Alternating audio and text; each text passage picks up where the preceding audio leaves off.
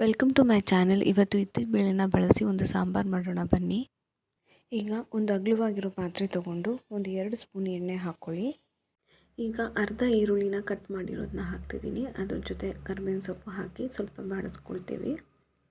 ಸಿಪ್ಪೆ ತೆಗೆದಿಟ್ಕೊಂಡಿರೋ 2 ಆಲೂಗಡ್ಡೆನ ಹೆಚ್ಚಿ ಅದನ್ನು ಸೇರಿಸ್ಕೊಂಡು ಬಾಡಿಸ್ಕೊಳ್ತಿದ್ದೀನಿ. ಸ್ವಲ್ಪ ಅರಿಶಿನ ಹಾಕ್ಕೊಂಡು ಬಾಡಿಸ್ಕೊಳ್ತೀನಿ. ಆಮೇಲೆ ಬೇಳೆನ ಆ್ಯಡ್ ಮಾಡ್ಕೊಳ್ತೀವಿ. ಬೇಳೆನ ಆ್ಯಡ್ ಮಾಡಿಕೊಂಡು ಒಂದು 2 ನಿಮಿಷ ಈಗ ಮಸಾಲೆಗೆ ಏನು ಬೇಕು ಅಂತ ತಿಳ್ಕೊಳ್ಳೋಣ.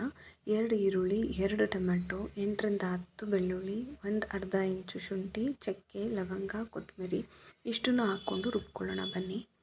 ರುಬ್ಬೋಕ್ಕಿಂತ ಮುಂಚೆ ಒಂದು 2 ಸ್ಪೂನ್ ಧನಿಯಾ ಪುಡಿನ ಯೂಸ್ ಮಾಡಿಕೊಂಡು ಬಳಸ್ತಿದ್ದೀವಿ. ಈಗ ರುಬ್ಬಿದಾಗಿದೆ. ಇಲ್ಲಿ ನೋಡಿ ಮಿಶ್ರಣನ ಬೇಯ್ತಾ ಇರುವಂತಹ ಕಾಳಿಗೆ ಮಿಕ್ಸ್ ಮಾಡ್ತಿದ್ದೀವಿ. ಮಿಕ್ಸ್ ಮಾಡಿಕೊಂಡು ಒಂದು 2 ನಿಮಿಷ ಅದು ಹುರ್ಕೋಬೇಕು. ಒಂದು ಪಾತ್ರೆಯಲ್ಲಿ ನೀರು ಇಟ್ಕೊಳ್ಳಿ, ಸಾಂಬಾರಿಗೆ ಆ್ಯಡ್ ಮಾಡೋಕ್ಕೋಸ್ಕರ.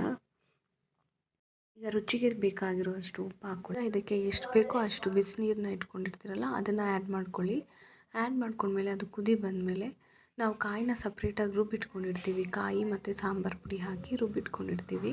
ಅದನ್ನು ನಾವು ಇದಕ್ಕೆ ಆ್ಯಡ್ ಮಾಡಿಕೊಂಡು ಕನ್ಸಿಸ್ಟೆನ್ಸಿ ನೋಡ್ಕೊಂಡು ನೀರು ಆ್ಯಡ್ ಮಾಡಿ. ಉಪ್ಪಿನ ಸಪ್ಪೆನೂ ಇದೇ ಟೈಮಲ್ಲೇ ನೋಡ್ಕೋಬೇಕು. ಆಮೇಲೆ ನೀರು ಎಷ್ಟು ಬೇಕೋ ಅಷ್ಟು ಆ್ಯಡ್ ಮಾಡ್ಕೊಳ್ಳಿ. ಬಿಸಿಲ ಅಂದರೆ ಕಾಳು ಬೇಗ ಬೆಂದೋಗ್ಬಿಡುತ್ತೆ. ಹಾಗಾಗಿ ಸ್ವಲ್ಪ ನೋಡಿಕೊಂಡು ಬೇಯಿಸ್ಕೊಳ್ಳಿ. ಒಂದು 10 ನಿಮಿಷ ಬೇಯಿಸ್ಕೊಂಡ್ರೆ ಸಾಕು. ಆವಾಗ ಸಾಂಬಾರು ರೆಡಿ ಆಗುತ್ತೆ. ನೋಡಿ ಸಾಂಬಾರು ಎಷ್ಟು ಚೆನ್ನಾಗಿ ರೆಡಿಯಾಗಿದೆ ಅಂತ. ಇವಾಗ ಒಂದು ಕಾಳು ಇದಕ್ಕೆ ನೋಡಿದ್ರೆ ಅದು 2 ಪೀಸ್ ಹಾಕಬೇಕು. ಅಲ್ಲಿವರೆಗೂ ಬೇಯಿಸ್ಕೊಂಡ್ರೆ ಸಾಕು. ಈಗ ಸಾಂಬಾರು ರೆಡಿ ಆಗಿರುತ್ತೆ. ಲಾಸ್ಟಲ್ಲಿ ಕೊತ್ತಂಬರಿ ಸೊಪ್ಪು ಹಾಕ್ಕೊಂಡು ಸಾಂಬಾರನ್ನ ಒಂದು 2 ನಿಮಿಷ ಬೇಯಿಸ್ಕೊಂಡು ಆಫ್ ಮಾಡಿ. ಈಗ ಬೇಳೆ ಸಾಂಬಾರು ರೆಡಿ ಆಗಿರುತ್ತೆ. Thank you for watching. Please like, share and subscribe and support. Thank you so much for watching my video.